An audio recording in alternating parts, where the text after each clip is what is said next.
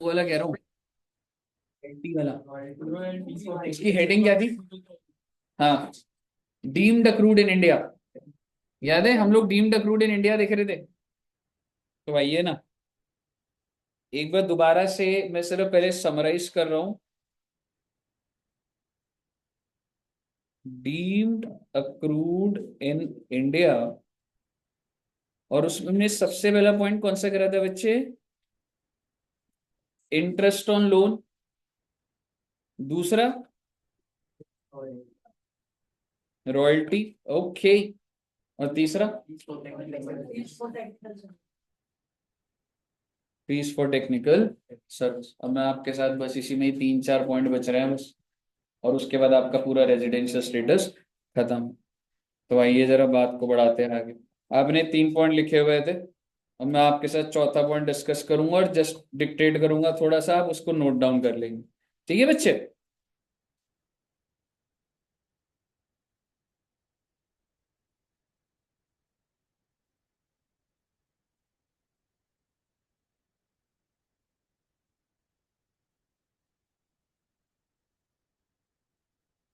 चलिए, next point लिखिएगा, fourth point बच्चे।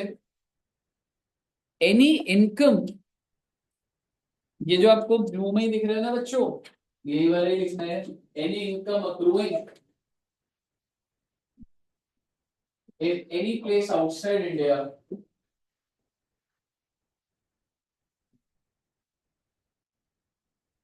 Any income accruing any place outside. Accruing outside India मतलब हमें लग रहा है कि ये कमाई का और ये बाहर हो रही है। ठीक है, तो एनी प्लेस आउटसाइड इंडिया, और उसके बाद आप लिख देना थ्रू और from a business connection in. अगर कोई भी बिजनेस कनेक्शन आ गया तो उसको क्या बोल दूंगा मैं? Deemed accrued in India. मैं एक बार बोलता हूँ, क्या लिखा अभी आपने? एनी इनकम अक्रूइंग और अराइजिंग आउटसाइड इंडिया। सबसे पहले अक्रूइंग और अराइजिंग आउटसाइड इंडिया। आगे बताइए क्या लिखना है? Through any business connection in India. आप मुझे बताइए, अगर बिजनेस कनेक्शन इन इंडिया हो तो डीम्ड अक्रूड इन इंडिया मानू या ना मानू? मानना। वो कहने का मतलब ये है, बाहर अगर उसका बिजनेस है और अगर उसका कोई भी कनेक्शन इधर है तो basically deemed accrued in India माना जाएगा। फिर आगे क्या बोल रहा है? वैसे बस इतनी ही लिखता, पर ठीक है पूरा लिख लेंगे। Through any property in India, भाई अगर वो प्रॉपर्टी इंडिया की है और कोई भी रीजन की वजह से दिख रहा है अक्रू बाहर हो रही है, इससे कोई मतलब नहीं मुझे। अगर प्रॉपर्टी इन इंडिया तो उसको क्या मान लिया जाएगा? Deemed accrued in India. उससे अगला, through any asset in India. अगर वो जो एसेट है जिसपे कमाई हो रही है वो इंडिया का है तो डीम्ड अक्रूड इन इंडिया। और last, transfer of capital asset situated in India. अगर वो एसेट इंडिया है, मेरे कहने का मतलब है एक ऑस्ट्रेलिया में एक इंसान है, वो ऑस्ट्रेलिया के दूसरे इंसान को बेच रहा है, लेकिन बेच क्या रहा है? एक घर है जो कि करोल बाग में है। तो आप मुझे बताइए उसको क्या मानूं? Deemed accrued in, because the asset is in India और you can say the property is in India. तो कोई भी, कहने का मतलब कोई भी बिजनेस कनेक्शन होगा तो उसको क्या बोल दिया जाएगा? Deemed accrued in India. इसके ऊपर कोई क्वेश्चन नहीं आएगा। ठीक है, लेकिन अभी आगे जो जो मैं बताऊंगा वो देखेंगे। एक बार लिख लीजिए बच्चे।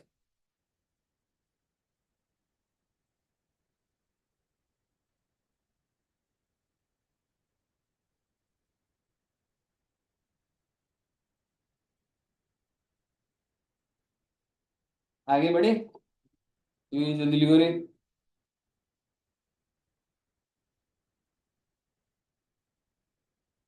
कुछ कुछ केसेस में डीम्ड अक्रूड नहीं माना जाएगा। सर ये कैसे आएंगे सर एग्जाम में? बेटे केसेस आएंगे बेटे। यहाँ तक आने का वैसे बहुत बड़ी बात है, बहुत ही कोने के टॉपिक है, बट यू नेवर नो। अब मैं आपको जो चीज बोल रहा हूँ समझना। सपोज करो अभी आपने देखा कल इलेक्शन हुई, ठीक है, वोट कर दिया बच्चों ने। हाँ, किसको करा बच्चों ने वोट? बीजेपी। बीजेपी को करा। झाड़ू को जिन्होंने करा, वेरी गुड बेटे। थोड़ा ईवीएम भी खराब चल रहा था, है ना, बीजेपी वाले थोड़े से ज्यादा। ऐसा था तुम्हारे उधर की वोटिंग बूथ के आगे बीजेपी वाले खड़े हैं, कह रहे हैं कि आपको करना ही करना है बीजेपी को वोट? ऐसा था? आप वाले खड़े थे? नहीं नहीं, देखते हैं पर क्या होगा, बहुत ही क्लोज आएगा। बट मुद्दे की बात यह है कि क्या दिल्ली के इलेक्शन बाहर की कंट्री में भी हो रहे होंगे, कि आई मीन न्यूज चैनल पे आ रहे होंगे, जैसे बीबीसी न्यूज नहीं आ रहा होगा? और कौन से बाहर के न्यूज चैनल होते? CNN और बीबीसी, CNN, एक फॉक्स न्यूज भी होती है ना। तो बेसिकली क्या वहां पे आ रहा होगा कि today a very special day और अरविंद केजरीवाल जी, ऐसा आ रहा होगा? इलेक्शन का इंडिया में भी तो यूएस का इलेक्शन बता ही रहते हैं ना, तो ऐसा हो सकता है कि दिल्ली के इलेक्शन की भी न्यूज पब्लिसाइज हो रही हो। मान लो एक बाहर का बीबीसी न्यूज जो कि सिर्फ ये दिखा रहा है, जिसके 4-5 रिपोर्टर यहाँ पे दिल्ली में आ रखे हैं, और वो सीधा टेलीकास्ट हो रहा है कि देखिए ऐसे इंडिया में दिल्ली में इलेक्शन हो रहे हैं, ये पार्टीज कॉन्टेस्ट कर रही है, ये पार्टी जीतेगी, ये पार्टी हारेगी, हमारा ऐसा लग रहा है। तो भारत सरकार कह रही है कि क्योंकि तुम इंडिया की न्यूज दिखा रहे हो, तो अब जो भी तुम कमाते हो कुछ पोर्शन उसको डीम्ड क्रूड इन इंडिया बोलो। कैसा होना चाहिए? Answer is no. यही बात वो लिख रहा है, ध्यान से सुनिएगा। अभी लिखेगा नहीं। In the case of non resident, in the case of non resident the following shall not be deemed to accrued in India। मैं कुछ लिस्ट बताऊंगा और आप उसको क्या मानेंगे कि भाई ये deemed accrued in India नहीं। पॉइंट नंबर 3 पढ़िए। Collection of news and views in India for transmission out of India. इतनी लंबी लंबी बातें नहीं लिखनी होती हमें, लेकिन आप ये समझिए अगर एक नॉन रेजिडेंट का न्यूज चैनल है, जस्ट बिकॉज वो इंडिया की न्यूज दिखा रहा है, इसका मतलब ये नहीं आप यहाँ पे डीम्ड अक्रूड इन इंडिया कर देंगे आप। In the case of a non-resident being a person engaged in business of running a news agency or publishing newspapers, magazines, journal, no income shall be deemed to accrued in India through or any activity which are confined to collection of news and views in India for transmission outside India। अब देखते कोई documentary बन रही है, ठीक है, documentary बनेगी तो ऐसा हो सकता है बच्चे कि इंडिया में कई लोगों का इंटरव्यूज और ये चीजें हुए डॉक्यूमेंट्रीज में, लेकिन वो बाहर ही वो होगी, पब्लिश होगी, तो क्या डीम्ड अक्रूड इन इंडिया मानना जाना चाहिए? आंसर इज, ये वाला पॉइंट क्लियर है? अगला देखेंगे। सर मैं इंडिया से, ठीक है, मैं सर इंडिया से सिर्फ परचेस करता हूं और उसको एक्सपोर्ट कर देता हूं। मान लो मैं चाइना में हूं, मैं इंडिया से परचेस करूंगा, मेरा पूरा बिजनेस चाइना का है, मैं रॉ मटेरियल या जो भी फिनिश गुड है इंडिया से खरीदता हूँ और यूएस में एक्सपोर्ट कर देता हूँ। मैं इंडिया में किसी को बोलता हूँ भाई तू यहाँ पे वेंडर को कर दे, यूएस चला जाए। आप मुझे बताइए चाइना में जो बंदा कमा रहा है ऑब्वियसली इंडिया में 100 का खरीद रहा है, वहां 500 का बेच रहा है, 400 रुपये कमा रहा है, क्या वो डीम्ड अक्रूड इन इंडिया करूँ? Answer is no. Just because you are doing it for the import export. मान लो आप चाइना से कोई चीज खरीदते हो, आपकी दुकान ही यहाँ पर है, आप चाइना से खरीदते हो यहीं बेच रहे हो मान लो, तो क्या मैं आपकी चाइना में इनकम टैक्सेबल कर दूं? नहीं, थोड़ा ना होता। बताइए, क्लियर है बच्चे? आप देखिएगा point number 2, purchase of goods in India for the purpose of export। In the case of non-resident, no income shall be deemed to be accrued in India through operations which are confined to purchase of goods in India for the purpose of export। Clear है? Language आपको थोड़ी ध्यान रखनी पड़ेगी। मुद्दे की बात यह है इंडिया से परचेस करके एक्सपोर्ट कर रहा हूं, तो आप ये नहीं कह सकते कि मेरी कमाई इंडिया में। क्लियर है बच्चे? ओके, नेक्स्ट पॉइंट देखते हैं। पहला वाला पॉइंट ऐसी है कि ठीक है, एक बार बात करूंगा उसका। नेक्स्ट वाला पॉइंट देखिए, shooting of cinematograph films in India. मुझे एक बात बताओ, कोई ऐसी, जैसे आप देखते हो बाहर की कोई मूवी हो जो इंडिया में शूट होती है, ऐसी कोई है? हाँ, कौन सी मूवी है? एक्सट्रैक्शन। ये पता है सब बच्चों को? पता है, वेरी गुड। और कोई मूवी जो कॉमन है, बाहर की कोई भी मूवी यहाँ पर होती है शूट वैसे? हाँ, हुई तो होगी। इंडियन मूवीज तो बहुत होती है, म्यूजिक वीडियोस कह सकते हो। पर मेरा ये कहने का मतलब है, एग्जाम्पल तो दिमाग में नहीं आ रहा, पर मुद्दे के बाद ये बोलना चाह रहा हूँ, बाहर की एक कोई प्रोड्यूसर है, जो भी कंपनीज है, उन्होंने इंडिया में 10 मिनट का शूट करा और वो बाहर के थिएटर्स में ही लगना है, तो जो भी कमा रहे हैं भारत देश कह रहा है अरे भाई 10 मिनट की वीडियो तो यहाँ की है, तो उसको डीम्ड अक्रूड इन इंडिया बोला जाए। मुझे बताइए उसे बोला जाएगा या नहीं बोला जाएगा? नहीं बोला जाएगा। जस्ट बिकॉज आप मूवी डॉक्यूमेंट कर रहे हैं, डॉक्यूमेंट्री या मूवी बना रहे हैं, उसको बाहर पब्लिश कर रहे हैं, तो मैं ये नहीं बोल सकता कि it is approved in India. तो यही बात लिखी है, ध्यान से देखिएगा। Shooting of a film in India in case of a non resident, no income shall be deemed to accrue और अराइज इन इंडिया। कोई भी इनकम नहीं माना जाएगा from operation which are confined to shooting of a film in India if such non resident is an individual. तो बच्चे एक condition है देखनी पड़ेगी, ये जो नॉन रेजिडेंट है वो क्या है? इंडिविजुअल है, और वो क्या है? सिटीजन है या नहीं है? नहीं है, who is not a citizen. आगे क्या लिखा हुआ है? जरूरी है क्या वो इंडिविजुअली होगा? कोई बहुत बड़ी कंपनी भी तो हो सकती है जो प्रोड्यूसर है। ठीक है, तो नेक्स्ट देखिएगा, थर्ड पॉइंट देख लीजिएगा, कंपनी। और कंपनी के केस में क्या बोल रहा है बच्चे ये? उसका कोई भी shareholder citizen of India होना चाहिए, नहीं होना चाहिए? बताओ रे। Does not have any shareholder who is citizen of India और who is a resident in India. तो मैं आपको डीम्ड अक्रूड वाले में नहीं डालूंगा। लेकिन मुझे बताइए अगर एक कंपनी के 50% शेयर होल्डर या 5 शेयर होल्डर यहाँ के निकल गए सिटीजन, तो हो सकता है कुछ हो जाए। और सेकंड वाला पॉइंट क्या कह रहा है? फर्म के केस में कोई भी पार्टनर क्या होना चाहिए? सिटीजन ऑफ इंडिया नहीं होना चाहिए। कहने का मतलब है आप मूवी शूटिंग करने आ रहे हैं इंडिया में, बहुत अच्छी बात है। आप कौन है? Individual, you should not be a citizen of India. आप कौन है? फर्म। आपका कोई भी पार्टनर सिटीजन नहीं होना चाहिए। आप कौन है? कंपनी, कोई भी शेयर होल्डर सिटीजन नहीं। क्लियर है बच्चे? लास्ट पॉइंट और फिर नमस्ते बेटे चैप्टर को। एक बार इसको पढ़िएगा और बताइएगा क्या बोल रहा है। और सर क्या ऐसे पॉइंट भी आ जाते हैं? हाँ बेटे हाँ, इसीलिए करा रहा हूं, नहीं तो मैं रीड के लिए दे दूंगा आप। समझ रहे हो? क्या लिखा है सर ये? Activities confined to display of rough diamond in SNG. SNG क्या होता है? नोटिफाइड जोन्स है बच्चे ये।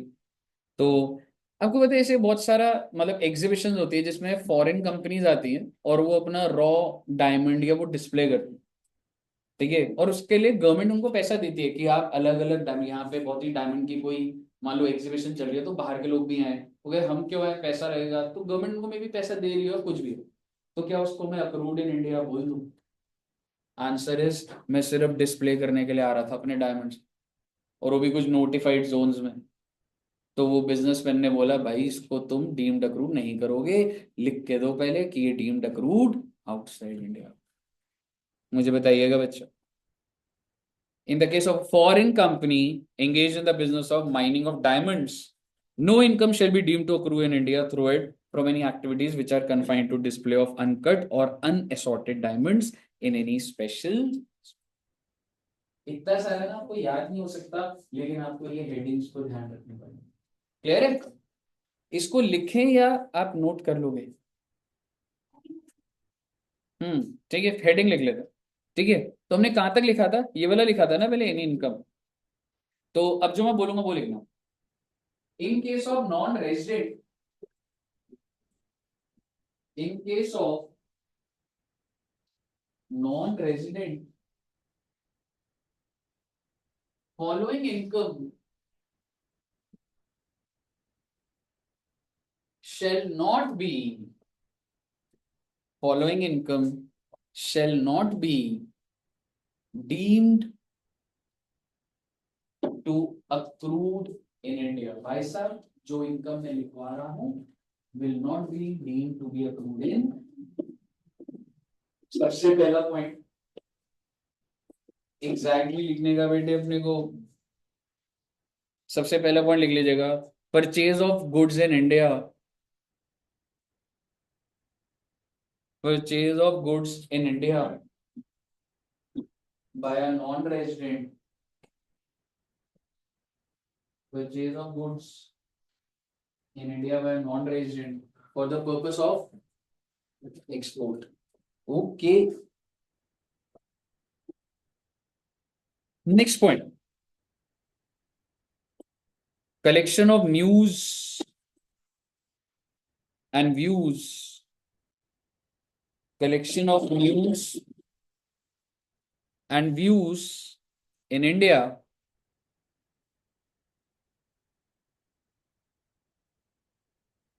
for transmission out of India. Collection of news and views in India for transmission outside by a non-resident. तो समझना सारे लोग ये जो है वो नॉन रेजिडेंट तो है by a non-resident.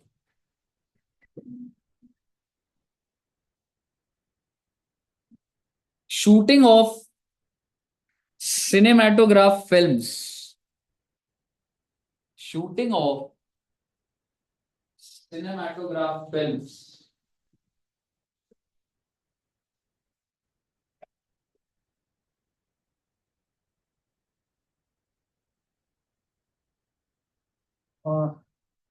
Shooting of cinematograph films in India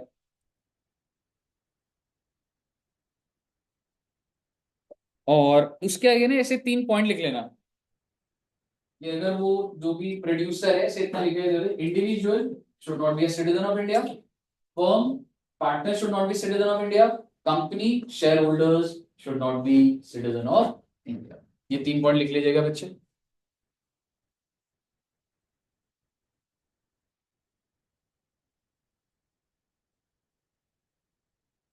मतलब वो लिख लिया था उसके बाद individual should not be citizen of India, firm partners should not be citizen of India or resident of India, company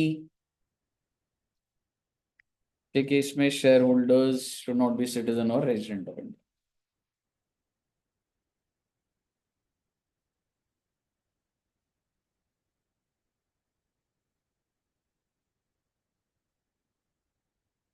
okay बस बेटे चैप्टर बस एकदम कोने पे पहुंच गया बच्चे. प्रैक्टिस करेंगे आज बेटे बहुत सारे. पर ऐसा है होने को तो हो सकता है टेक्निकली. लास्ट पॉइंट बच्चे activities confined to display of rough diamonds in SNZ by a non-resident, by a foreign company, sorry, by a foreign company.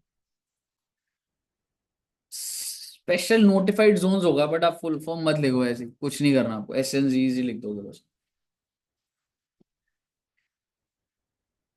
Notes बना रहे पीछे ने सारे बच्चे, बना रहे सारे बच्चे. अर्नव जी बना रहे, लिख लिया आपने भी लिख लिया, बनेगा नोट्स. जय ने अभी बना रहे, पहले नहीं बना रहे.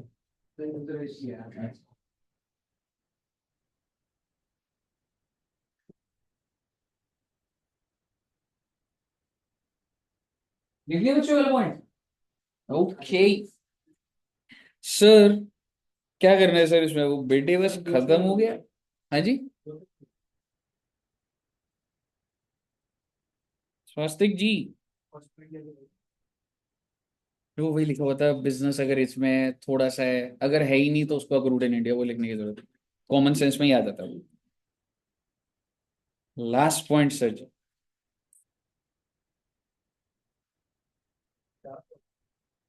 बाकी सारे वो ऐसे ही. कितने पॉइंट लिख दिए हमने, ये अभी तुमने वो वाला 4 हो गए ना, अब 5वां पॉइंट होगा ना. ठीक है 5वें पॉइंट पे आ जाओ. बच्चे एक बात बताओ, जो गवर्नमेंट जॉब में एम्प्लॉयज होते हैं बच्चे, इसको बंद भी कर देना.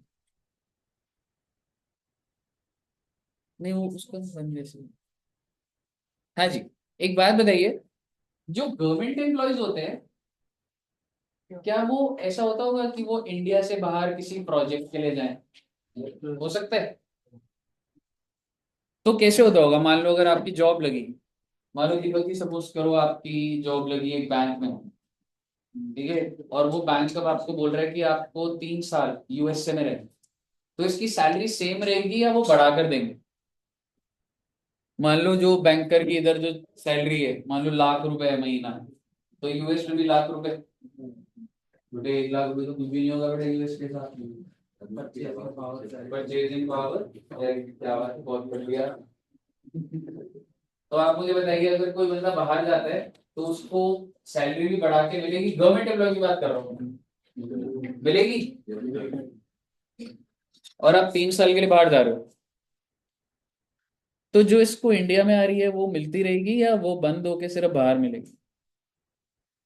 वैसे आपको जनरली बता रहा हूँ, जो इंडिया में आ रहा है वो तो मिलता रहता है कुछ, समझ रहे हो? जो इंडिया में मिल रहा है ना, इसको मान लो ₹1,00,000, वो इसको मिलता रहता है एडिशनल 3 लाख 4 लाख जो भी और मिलेगा, वो इसका एक बाहर एक अकाउंट खोला जाएगा जहाँ पे इसको पैसा मिलेगा। अब मुझे बताइए, अब अगर दीपक जी की नौकरी बाहर लगी, नौकरी बाहर नहीं है, प्रोजेक्ट के लिए 3 साल के लिए गया, तो इसको बाहर पैसा मिल रहा है, कितने रुपए मिल रहा है मान लो? 4 लाख।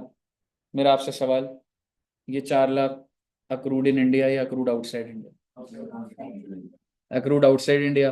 पर हम जो लिस्ट बना रहे हैं वो है डीम्ड अक्रूड इन इंडिया, और सरकार कह रही है कि दीपक जी इस चीज को हम क्या मान लेंगे, डीम्ड अक्रूड इन। आप मुझे बताइए, ये चीज पॉजिटिव है कि एक एम्प्लॉय के लिए सही चीज है या नहीं है? तो एम्प्लॉय तो नाराज होगा ना बेटे। और फिर सरकार ने बोला नाराज मत हो, कि जो भी तेरे को आउटसाइड इंडिया दे रहे हैं, जिन बच्चों ने पहले करा हुआ है या कुछ भी है, आप समझते होंगे कि एक सैलरी मिलती है तो एक अलाउंसेस होते हैं और परक्विजिट्स होते हैं। ठीक है, हम जब सैलरी करेंगे ना बच्चों, तो जो भी आपको मिल रहा होता है ना, उसको अलाउंस एंड परक्विजिट बोलते हैं majorly.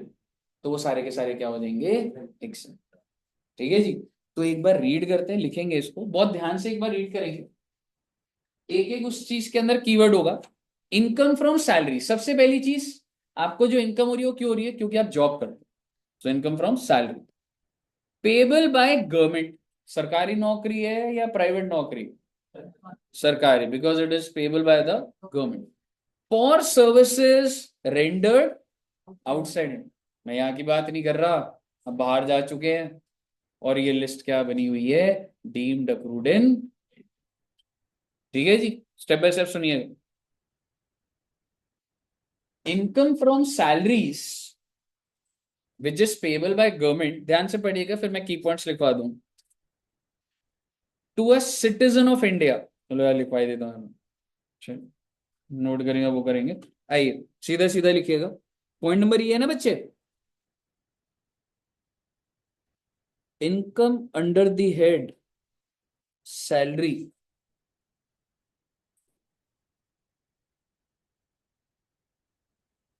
Received from government. Okay, receive किससे हो रहा है बच्चे? गवर्नमेंट से। For services rendered outside India, और सर्विसेज कहाँ दे रहे हैं बच्चे आप? Outside India. Is deemed accrued in deemed accrued in India. Sir पर ये तो, मतलब ये एक दो चीज और बोलूंगा, ये जो पैसा मिला है ये किसको मिला है? ये जो इंसान है ये क्या होना चाहिए? ध्यान से सुनिएगा, अगर सिटीजन ऑफ इंडिया नहीं लिखा होगा तो ये डीमिंग प्रोविजन नहीं लग रहा, तो आप क्या होने चाहिए? Citizen of India. दूसरा, ये जो सैलरी आपको मिली है ये रिसीव कहाँ हुई है? Exactly, received outside India. Last बात बेटे, बस खत्म बेटे, फिर चैप्टर बेटे। दोबारा से बोलूंगा, सैलरी मिली, गवर्नमेंट से मिली, मेहनत कहाँ करी? Outside India. आप क्या होने चाहिए? सिटीजन। और ये पैसा कहाँ मिला होना चाहिए? तो भाई साहब आपके लिए डीम्ड अक्रूड इन इंडिया है। लेकिन फिर सरकार को तरस आ गया बेटे, सरकार एक एग्जेम्पशन लेकर आ गई, इसके नीचे लिखेंगे आप 10 सबसेक्शन 7 में, और वो ये कहती है एनी अलाउंस और perquisite received outside India will be exempt. Oh my God. पहले सर जी सारा का सारा टैक्सेबल करा सर, पहले सारा का सारा टैक्सेबल करा भाई, जो भी सैलरी है बाहर निकले भाई टैक्सेबल है। और मैं आपको बता दूं सैलरी के अंदर मेजर कंपोनेंट परक्विजिट अलाउंस होता है, और सरकार को लगा कि एम्प्लॉय नाराज हो जाएगा, हमारा ये एम्प्लॉय है, तो इससे बढ़िया क्या कर देते हैं, एग्जेम्प्ट। बताइए sir, all clear till here? Clear है बच्चों? सैंक्चुअरी अलाउंस तो एंटरटेनमेंट अलाउंस, हाँ मैं सारे अलाउंस टैक्स तेरे एग्जाम कर रहा हूँ मेरे भाई, तेरे को एचआरए मिल रहा है तो एचआरए एग्जाम कर ले, सब एग्जाम कर रहा हूँ। सैंक्चुअरी अलाउंस तो स्पेसिफिक होता है। कई बच्चों ऑल क्लियर टिल है? अलाउंस परक्विजिट्स, परक्विजिट होता है बेनिफिट। जैसे कि सपोज कर अगर तू नौकरी करे तो मैं तेरे को 50 का सैलरी तो दे रहा हूँ, पर तेरे को एक मर्सिडीज कार ज्वाइन करेगा, हाँ? कहीं क्लियर है बच्चे? सर जी सारा का सारा रेजिडेंशियल स्टेटस ओवर। अब हम क्या करेंगे सर? अब बेटे हम क्वेश्चंस की प्रैक्टिस करेंगे। क्या आप सभी बच्चे क्वेश्चन की प्रैक्टिस करना चाहते हैं? कई बच्चे बोल रहे नहीं करना चाहते। क्यों बेटे, क्यों मेहनत से भाग रहे हो बेटे आप? बीजेपी जीतने वाली है, ये आपका भ्रम है बेटे। एग्जिट पोल जो भी बोलता है उसका ऑपोजिट होता है। हाँ? अगर आम आदमी पार्टी जीती तो मैं आप सभी बच्चों को पार्टी दूंगा। हाँ। सुबह 4 बजे मैकडोनल्ड्स आना समझ।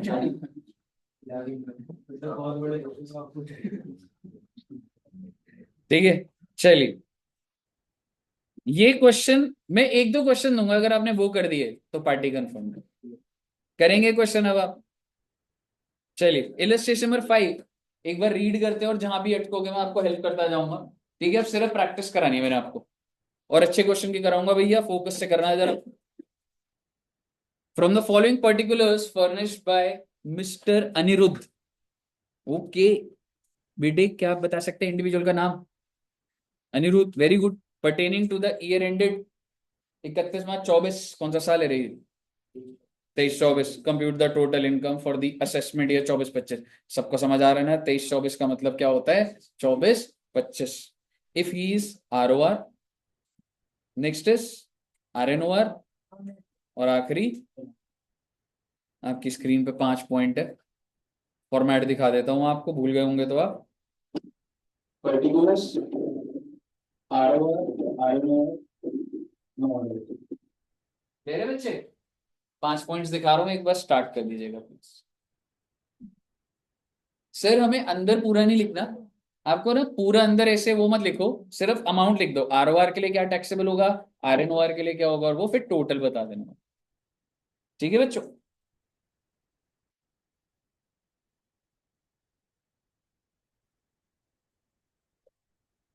कुछ आवाज आ रही है? मैंने उसको बंद कर दिया।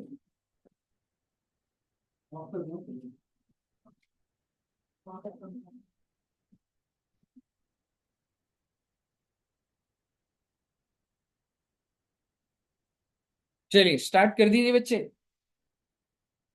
हाँ जी, 3-4 इलस्ट्रेशन करेंगे बच्चों।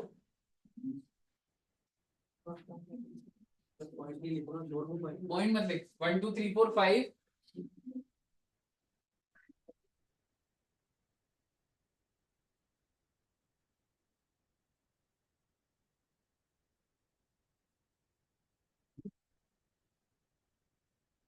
पार्टी करना है, क्या होगा मैडम? कोई बात नहीं, कुछ भी डाल दो।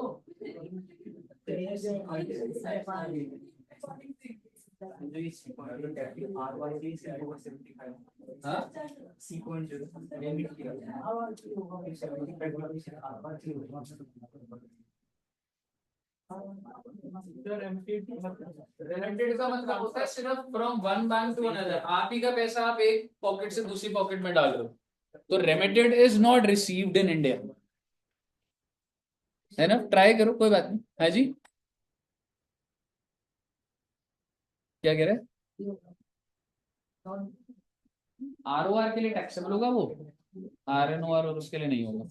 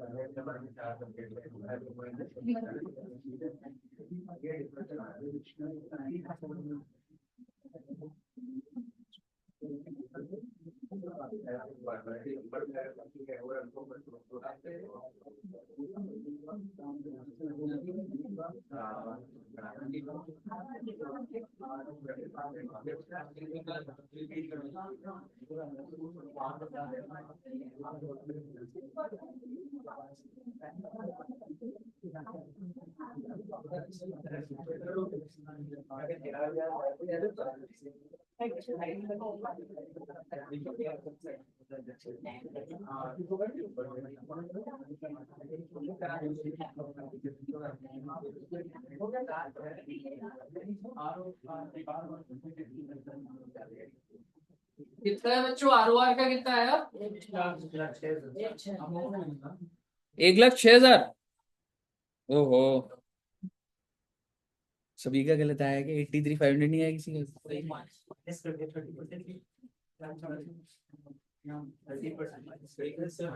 अच्छा, ये इसलिए हुआ है क्या? अच्छा, एक पॉइंट आ गया एक नया। ठीक है, अच्छा मैं स्टेप बाय स्टेप बोलता हूँ एक बार, ठीक है।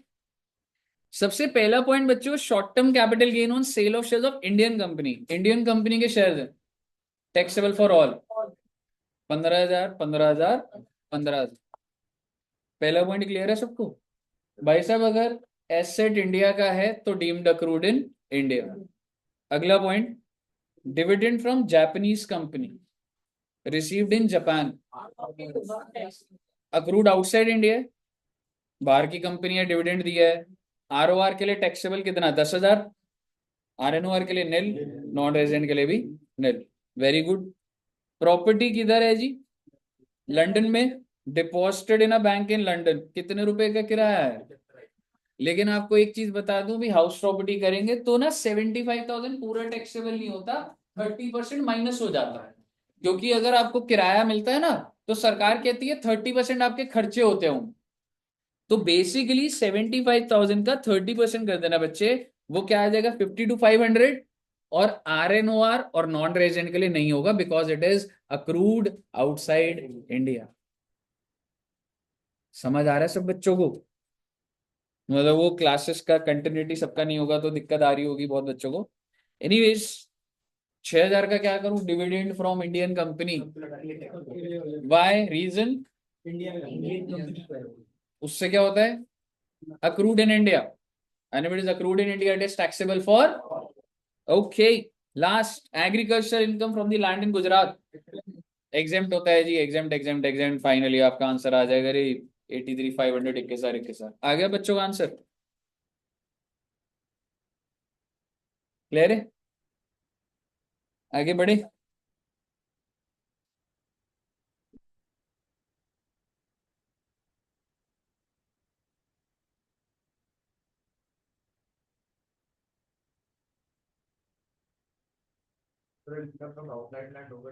ROR के लिए टैक्सेबल हो जाता।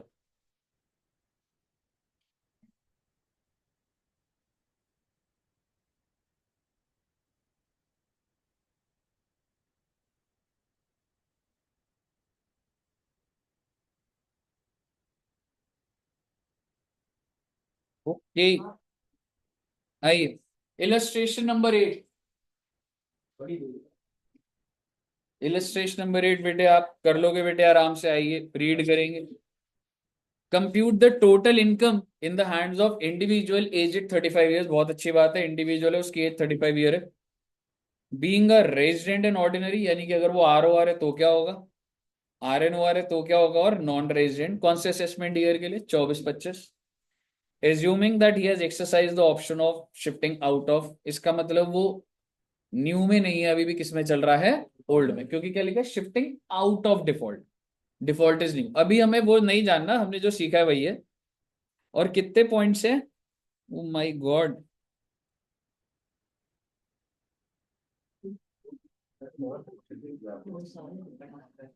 बहुत ही कम पॉइंट्स है बेटे इसमें तो। ये तो आप कर लोगे ना पक्का से।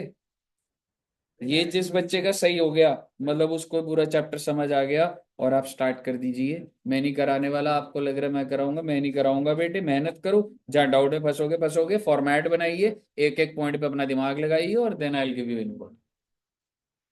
हाँ जी, ये कॉमन ही क्वेश्चन आ जाएंगे मैडम। नहीं, हाँ भेज दूंगा। ठीक है, अभी के लिए एक बार के लिए बच्चे, पहले मैं ये वाले पॉइंट स्क्रीन पे रख रहा हूं, और प्लीज दिमाग लगाइएगा। जैसे कि सबसे फर्स्ट वाला, interest on UK development bonds. Bonds India के बाहर के, तो अक्रूड आउटसाइड इंडिया समझ आता है, लेकिन रिसीव कितना हुआ इंडिया में, टोटल इंटरेस्ट कितना, 10,000। ROR के लिए कितना डालू, ना ना एक मिनट, ROR के लिए पूरा 10,000, उसकी तो पूरी वर्ल्ड वाइड इनकम टैक्सेबल है इंडिया में, 10,000। RNOR के लिए और नॉन रेजिडेंट के लिए मैंने करा दिया बेटे, मैं हेल्प कर दी, आ गया आप ही के पॉइंट है। अगला भी करा दूं क्या, चलिए ठीक, good, I like the confidence. Start कर देना बच्चे।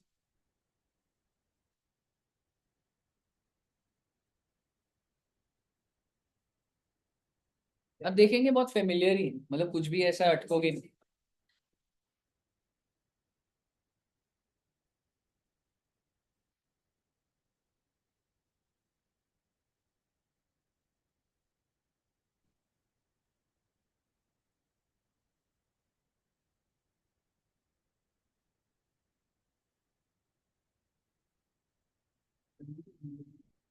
हाँ जी, गोविंदपुरी के आगे बोलो। बिजनेस इन चेन्नई, ROR के लिए 20,000, RNOR और नॉन रेजिडेंट के लिए 20 20 20 होगा। वेरी गुड, सही जा रहे हो बच्चे, चलते जाओ बस।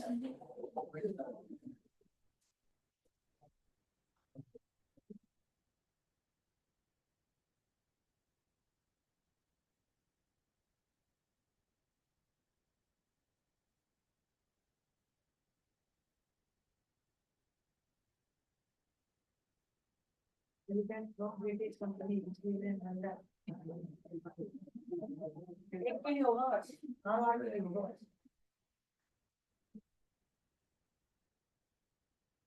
Long term capital gain of sale of land. आज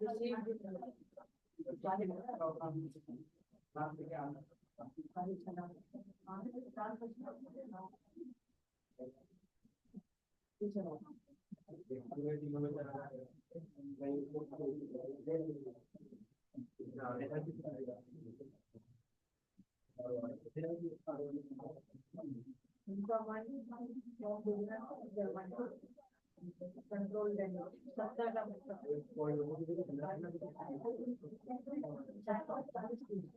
बच्चे कोई डाउट भी हो तो प्लीज पूछते रहना बच्चे, अटक के बैठ मत जाना कि कोई अटक गया जैसे दिल्ली वाला जो है दिल्ली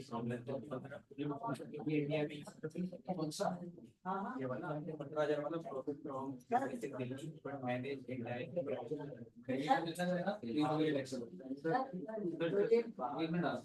टेक्निकल सर्विस इंडिया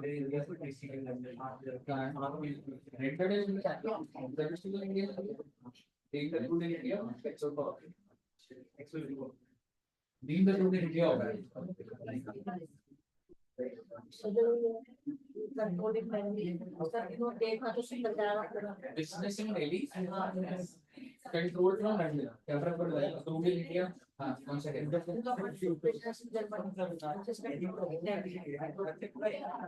आगे बस से इसमें बता आगे और के 70,000 कंट्रोल फ्रॉम इंडिया हमारे जो नॉन रेजिडेंट पुलिस 70,000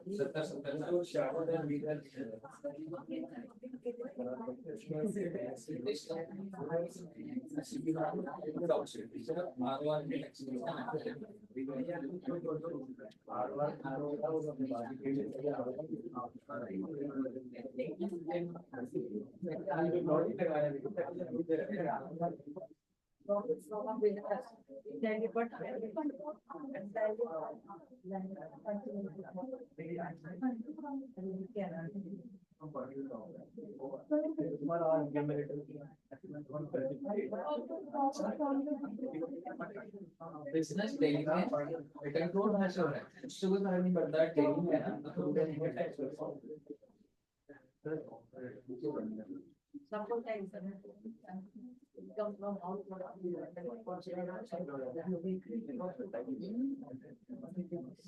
ये वाले ऊपर कर दो बच्चे अभी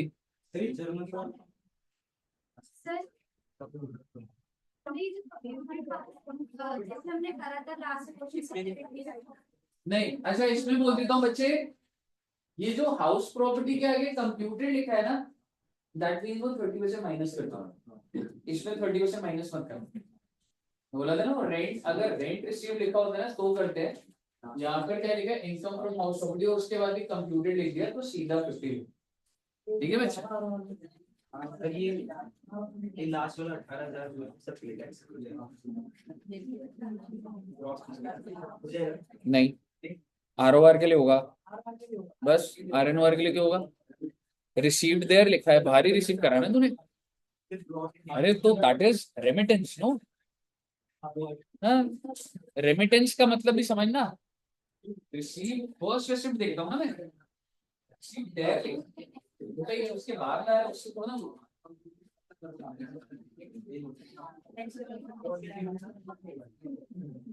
आई थिंक बच्चों के पॉइंट हुए नहीं कर दूं ऊपर एक काम कर फोटो खींच लो बच्चों एक बार ना ये वाले का फोटो खींच लो बच्चे हाँ हाँ भाई एक बार बस फोटो खींच लो बस इसका जो इस पे पहुंच गया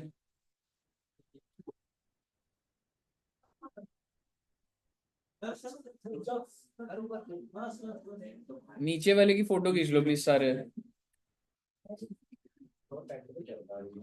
ठीक है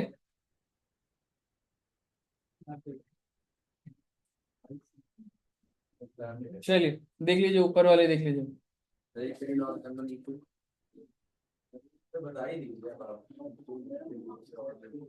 डाउट पूछो भाई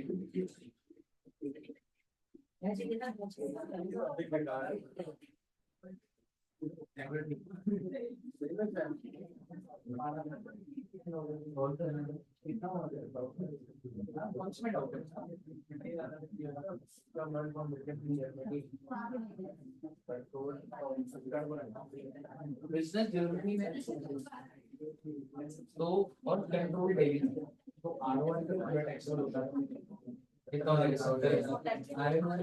होता चेक करो वहां पे मैंने हाथ में बोला है गलती करो अगर बिजनेस बाहर है और पेट्रोल इंडेक्स होता है तो आरएनओआर के लिए टैक्स होता है हाँ 70 नॉन रेजिडेंट के लिए 40 होगा जो तूने 70 40 सर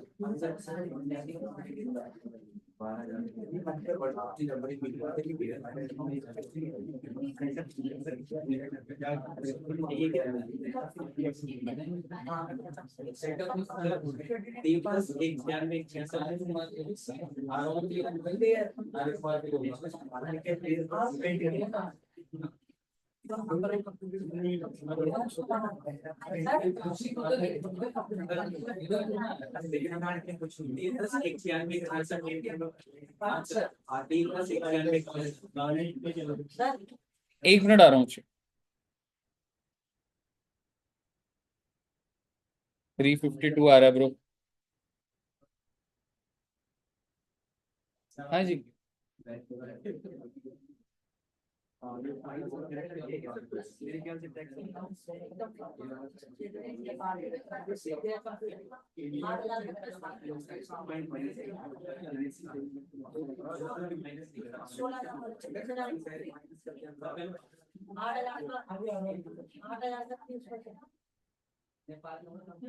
सोलह हजार है ROR के लिए 16,000 और लिखा है ना, कंप्यूटर लिखा है ना, तो देखो नहीं करना चाहिए। 16,000 RNOR के लिए निल 16 निल।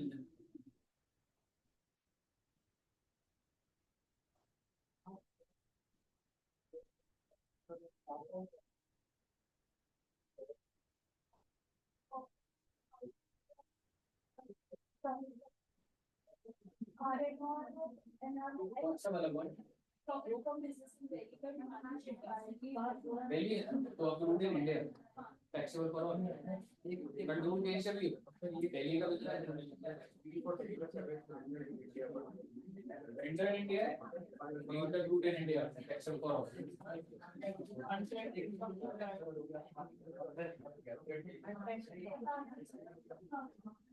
पुरानी अनटैक्स इनकम है, करंट ईयर से कोई लेना देना नहीं है मुझे। निल निल निल।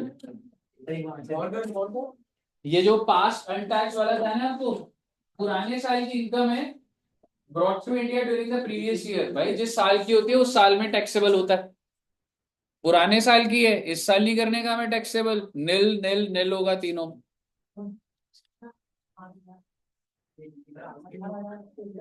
3,52,000 है। सर फिर सही आता वही ना, पॉइंट ही देके नीचे और नहीं से 380 180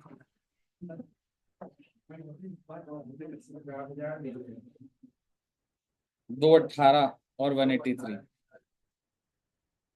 गैप एक बार देखो।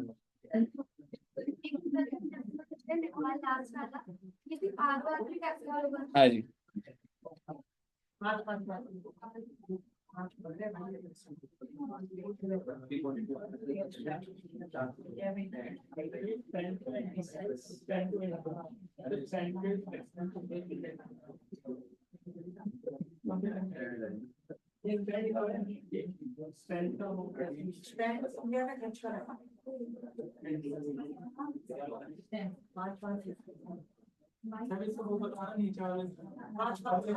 नीचे आ जाऊं, इस पेज पर आ जाऊं आगे सब। भाई profession in Kenya, setup in India, तो वो है कि accrued outside but control from India. ROR के लिए तो होगा ही होगा 5,000, RNOR के लिए भी होगा। याद करो वो टेबल मैंने बनवाया था, बट कंट्रोल्ड फ्रॉम इंडिया या सेटअप फ्रॉम इंडिया वही है। RNOR के लिए भी टैक्स 5,000 निल। उससे क्या फर्क पड़ता है, रिसीव्ड देयर है। स्पेंड का मैंने कभी कोई बात ही नहीं करी। नेपाल में ROR के लिए टैक्सेबल हो जाएगा, बाकी दो के लिए नहीं होगा।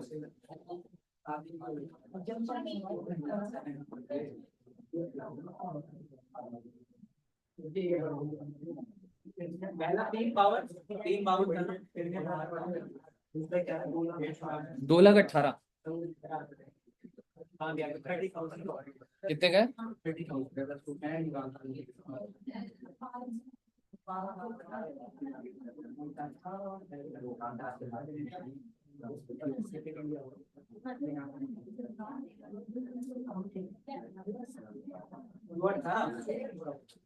2,18,000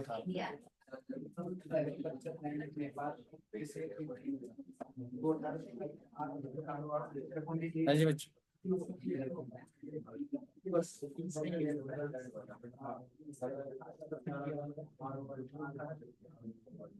और लास्ट वाला एक तिरासी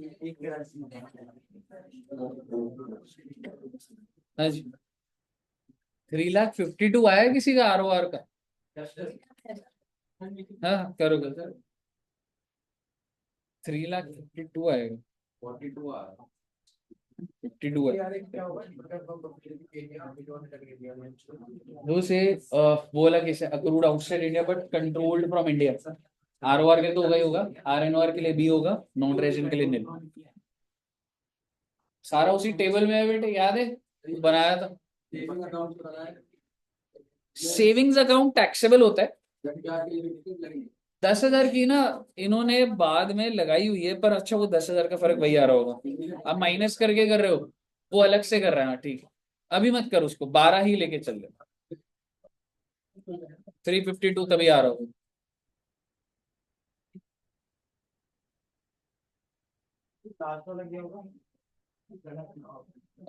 एग्रीकल्चर इनकम बता, land in Rajasthan nil nil nil.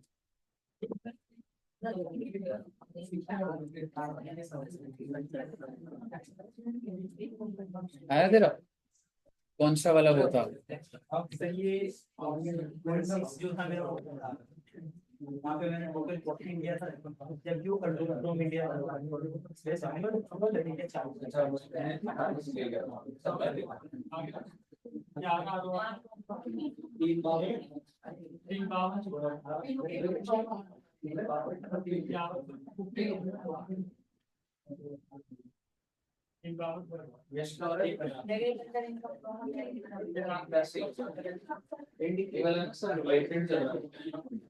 Next class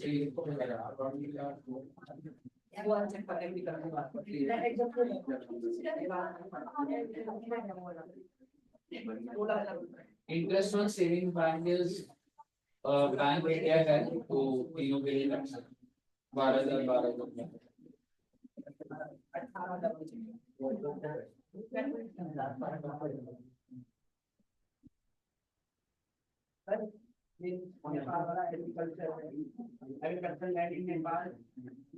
ROR के लिए टैक्सेबल होगा बस। अक्रूड आउटसाइड इंडिया है, नेपाल है बाहर है, और रिसीव भी बाहर ही कर रहा है, तो ROR के लिए टैक्सेबल नहीं है भाई। रिसीव्ड देयर लिखा है and then brought to India लिखा है, so that's remittance. Remittance matter नहीं कर रही थी। 3,52,000 3,52,000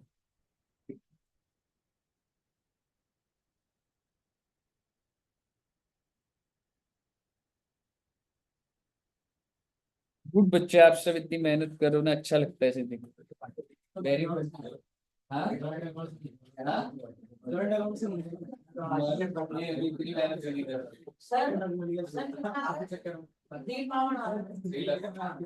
आपका जो आज नहीं सकता सर, ये क्या आया? चलो चेक करो। हाँ पहले का हो गया ना, अब आगे बढ़ो ना, उसी खुशी मनाते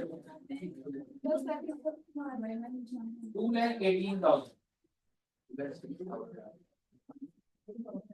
ये भी क्या आ गया 352।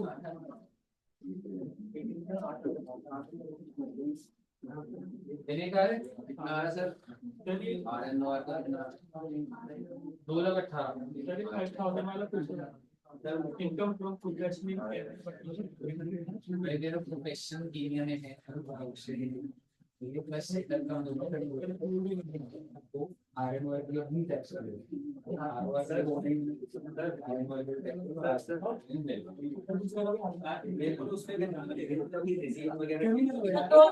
पेपर में अगर दोबारा करना है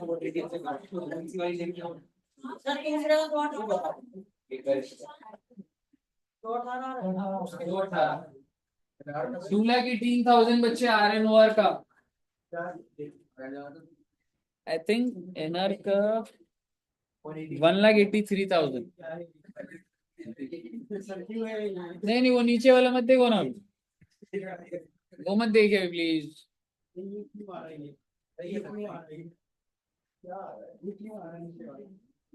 वो आप छोड़िए ना, पहले नॉर्मल निकालिए ना। हाँ ये आ रहा है, 183 आ रहा है। हाँ जी,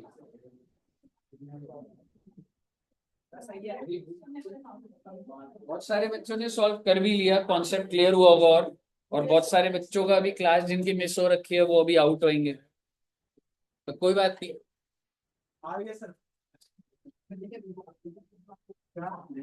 अब एक लास्ट पॉइंट बोलूंगा जी,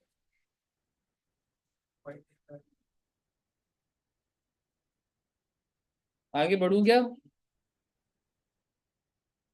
एक लास्ट बात बोलना चाहूंगा, आपको दिख रहा है 10,000 माइनस हो रहा है, सभी बच्चों को दिख रहा है 10,000 तीनों माइनस हो रहा है। क्यों हो रहा है वो कौन बताए? सेविंग्स अकाउंट, क्या रीजन है विशाल जी, आप बताओ। क्यों हो रहे 10,000 माइनस? डिडक्शन मिलती है बच्चे। अगर आप सभी बच्चों का सेविंग्स अकाउंट है ना, कितने बच्चों का savings account? Very good. Savings account में मतलब पैसे रखते हो आप, उस पर इंटरेस्ट आता होगा। कितना इंटरेस्ट आज तक देखा नहीं पूरे साल में? 3.74 ऐसे। अच्छा, काफी अच्छा ट्राई करता हो आप।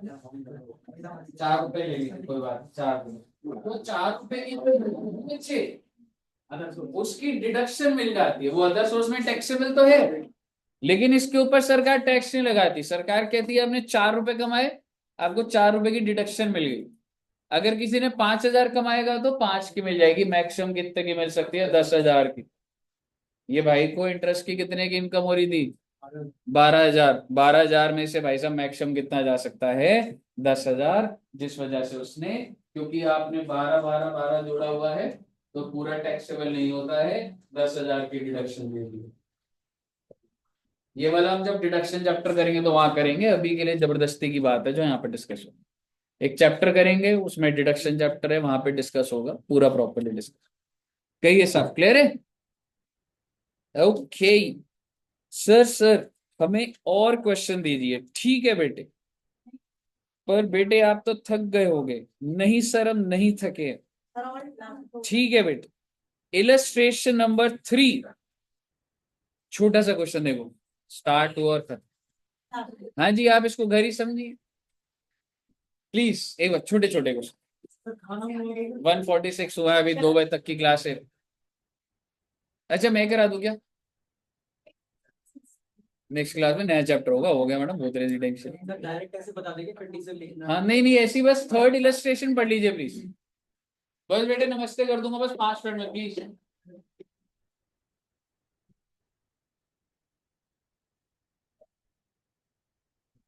कुछ नहीं है, सिर्फ रीड करना है। 55 दिन ये तो रह रहा है वो। हम्म, ये रह रहा है 23 24 प्लीज।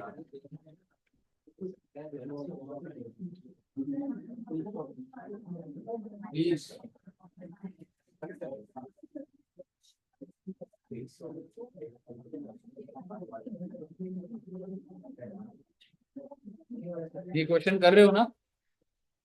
365 डेज एक बार इसको कर लीजिए, फिर मैं एक ड्रिल डाउन करूंगा बात को, और वो बता देना मॉडिफाइड रूल भी नहीं लग रहा, क्यों नहीं लग रहा, वो सारी बातें आपसे पूछूंगा मैं, क्या कहानी चल रही। मेरे को बताइए आप किसका रेजिडेंशियल स्टेटस चेक कर रहे हैं? Mister B is a citizen of India और not a citizen of India? तो वैसे ही आपके दिमाग में ऐसे ही डाल रहा हूँ, पॉइंट नंबर ए और बी तो वैसे नहीं लगेगा इस पे।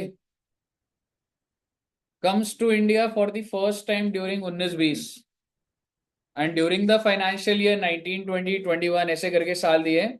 he was in India for 55 60 90 15 and 70 days and respectively and determine the residential status for assessment year 24-25। Please मैं लिख के बताता हूँ आपको एक बार। मुझे कौन से असेसमेंट ईयर के लिए कैलकुलेट करना है बच्चे, विच मीन्स प्रीवियस ईयर कौन सा हुआ। और आइए अब हम जरा नंबर ऑफ डेज देखते हैं। 23-24 में बताइएगा, बताओ ना बच्चे कितने डेज रहा है ये 23-24 में। ओके, तो भाई 23-24 में तो 70 दिन रहा है। फिर 22-23, 21-22, 20-21, 19-20। 19-20 में ही पहली बार आया था ना। 19-20 में कितने दिन बच्चों, 55, 60, 90, 150।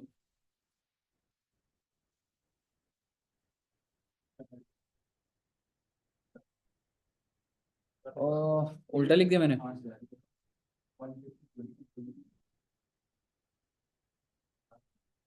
55, 60, 90, 150, 70 दिन। अब मेरा आपसे सवाल है जी, ये इंसान का नाम क्या था, मिस्टर बी, और इसके बारे में हम क्या जानते हैं कि क्या है, सिटीजन ऑफ कनाडा। और मैं इसका रेजिडेंशियल स्टेटस चेक कर रहा हूँ, तो सबसे पहले मैं देखना पड़ता है या तो ये रेजिडेंट है या तो ये नॉन रेजिडेंट है। रेजिडेंट बनने के लिए कितनी कंडीशंस है, दो। क्या ये कंडीशन नंबर ए फुलफिल कर रहा है, क्या ये कंडीशन नंबर बी फुलफिल कर रहा है, 60 डेज प्लस 365 नहीं कर रहा, तो सीधी सी बात है, अगर ये नहीं कर रहा तो ये क्या बन गया। आपके दिमाग में चल रहा है अगर सर ये विजिट करा है, कैसे विजिट करा है, इंडियन सिटीजन है ही नहीं, मैं क्यों वो वाला पॉइंट देखूंगा। आपको कहे सर ये डीम्ड रेजिडेंट, क्यों देखूंगा डीम्ड रेजिडेंट जब वहां का सिटीजन है।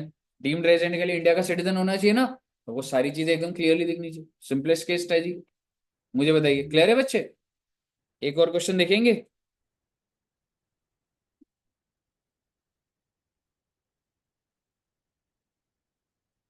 लास्ट पॉइंट बच्चे, इलस्ट्रेशन नंबर 1। आपको याद है crew member of a ship की बात करी थी, मैं रीड करके दे रहा हूँ आपको, कोई दिक्कत वाली बात नहीं। Mister Anand is an Indian citizen, बहुत अच्छी बात है। आपको एक एक छोटी से छोटी बात को बहुत ही एनालिटिकल वे में, एक चीज का सिटीजनशिप गलत जज करने पे आपका पूरा एनालिसिस गलत हो सकता है बच्चे। तो मिस्टर आनंद है और सिटीजन किधर का है बच्चे, इंडिया का, and member of a crew of Singapore bound Indian ship engaged in carrying passengers in international traffic departing from Chennai on 6 जून। कौन से दिन भाई डिपार्ट कर रहे हैं, मतलब चेन्नई छोड़ के जा रहे हैं, 6 जून 2023। तो अप्रैल में तो इंडिया में ही रहा है ना, मई में भी इंडिया में ही है, जून में 6 तारीख को जा रहे हैं। और एक बार टेबल भी देख लेंगे, कोई नहीं। From the following details for the previous year 23-24 determine the residential state of Mr. Anand for assessment year 24-25, assuming that his stay in India in the last 4 years is 400 days। Sir जी क्या बोल रहा है sir, मैं एक बार step by step आपको ना drill down करना सिखा रहा हूँ। तो ये जो क्वेश्चन है ना बच्चे, इसमें मैं सबसे पहले कौन से साल के लिए निकाल रहा हूँ बच्चे, कहने से प्रीवियस ईयर 23-24, और अब इसको असेसमेंट ईयर 24-25 बोल सकते हैं। एंड प्रीवियस ईयर 23-24 में क्या मैं कह सकता हूं कि ये इंसान का नाम क्या था, मिस्टर आनंद, और क्या है, सिटीजन ऑफ इंडिया, और क्या मैं कह सकता हूं ही लेफ्ट इंडिया, और क्या रीजन है, स्क्रू मेंबर। इसका मतलब क्या निकला, आपको समझ आ रही है। एक इंसान रेजिडेंट बनने के लिए दो चीजें होती हैं, 182 और 60। इसके ऊपर कंडीशन नंबर भी लगेगी, बिकॉज अगर एक individual crew member of a ship होता है, लीव इंडिया होता है, तो उसके ऊपर कंडीशन नंबर भी नहीं लगती। सिर्फ और सिर्फ कौन सी कंडीशन, अब देखना हमने क्या करना। पुराने साल का डेटा चाहिए मुझे इस बंदे का, क्यों चाहिए मुझे, चाहिए ही नहीं मेरे को अभी के लिए। रेजिडेंशियल के लिए तो नहीं चाहिए ना। अब आप मुझे बताइए, और वो बता भी रहा था history in the last 4 years, वो कंफ्यूज करने की कोशिश कर कि आप वो यूज करें, पर क्या इसके ऊपर रूल भी लग रहा है, नहीं लग रहा है, सिर्फ उसे रूल ए। और आप मुझे बताइए कितने डेज ऑफ स्टे बन रहा है बेटा उसका। एंड ऑब्वियसली नीचे का टेबल बताता हूँ आपको, ध्यान में आपको बताया था कंटिन्यूअस डिस्चार्ज सर्टिफिकेट होता है, कौन सी डेट को इंडिया छोड़ रहा है? So this will be considered as stayed in India और outside India? Outside India, good. और वापस कौन सी डेट को आ रहे हैं? So he is back on 9th of December. तो 9 को इंडिया में है या बाहर है? बाहर ही। तो आप इंडिया के डेज काउंट कर दीजिए ना सर जी, और चेक कर लेते हैं 182 डेज बन रहे हैं नहीं बन रहे। 178। एक बार चेक करो बेटे, सारे बच्चे चेक करो। एक भी दिन अगर आपका 177 आ गया ना पेपर में, तो पूरा आंसर कटेगा। 180 आ रहा है, देखेंगे एक बार। लेकिन if you are counting days wrong, मैं नंबर नहीं दूंगा। आपने वो 365 माइनस करके कराया क्या? मंथ वाइज करो उसको। कितने डेज आ रहे हैं टोटल?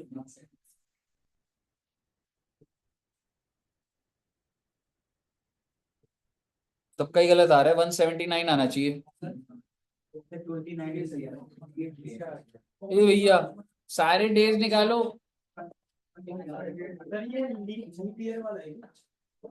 हाँ बिल्कुल। अप्रैल के डेज बताइए, इंडिया में कितना था?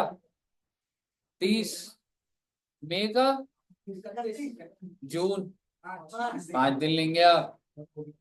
हाँ वो सब मत करिए, 365 माइनस ये ऐसे अजीब सा कंफ्यूजन आता है, मंथ वाइज निकालिए। जून का 5, जुलाई 0, अगस्त, सितंबर, अक्टूबर, नवंबर, दिसंबर। 9 दिन आप नहीं लेंगे, मतलब इस सीजन 9 है ना, तो 9 दिन निकाल दोगे 31 में से तो 22 ही बचेगा ना। 22 दिसंबर के होंगे, जनवरी 31, February 29 because it's a leap year, और लास्ट बच्चे मार्च का कितना? टोटल कितना आ रहा है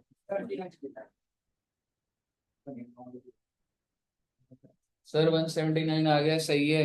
लेकिन आपको क्या लग रहा है, आपको एक लैंग्वेज लिखनी पड़ेगी पेपर में, जस्ट बिकॉज अगर मैं बता रहा हूँ आपको, मैक्सिमम केस में सिर्फ 10% बच्चों को पता होगा आंसर फ्रेमिंग कैसे होती है।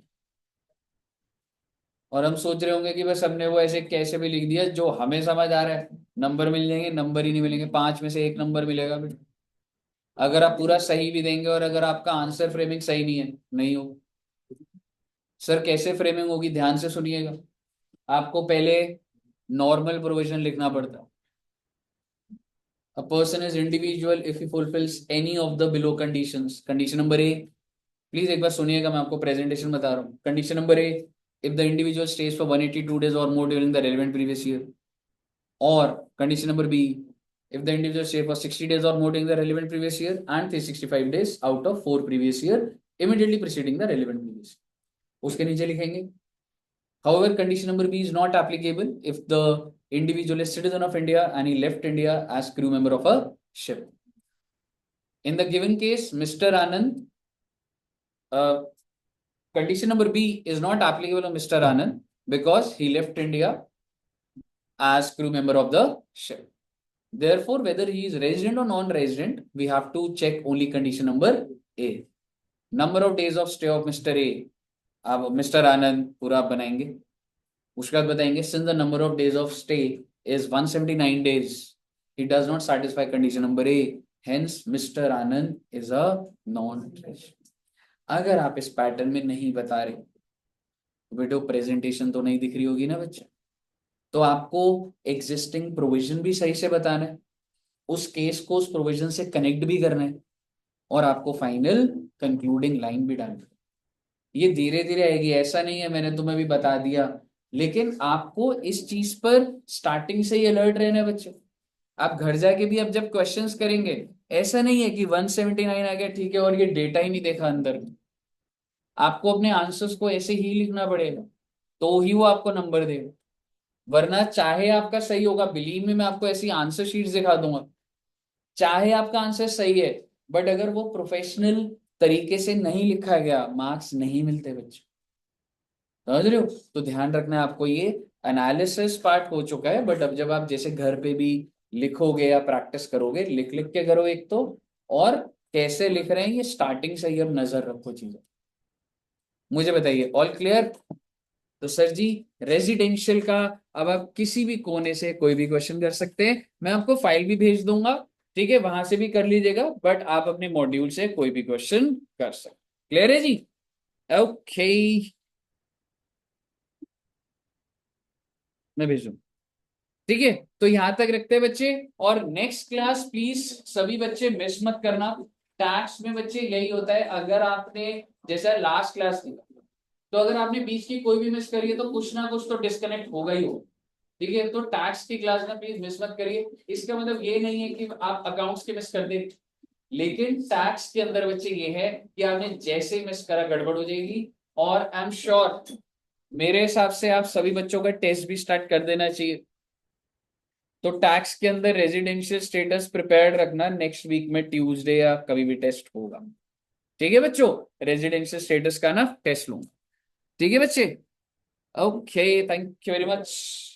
अकाउंट्स का ये रखते हैं, और मिलेंगे अब 2:15 और अकाउंट स्टार्ट करेंगे। ऑनलाइन में भी ऑल क्लियर? ओके बच्चों, बाय बाय बाय।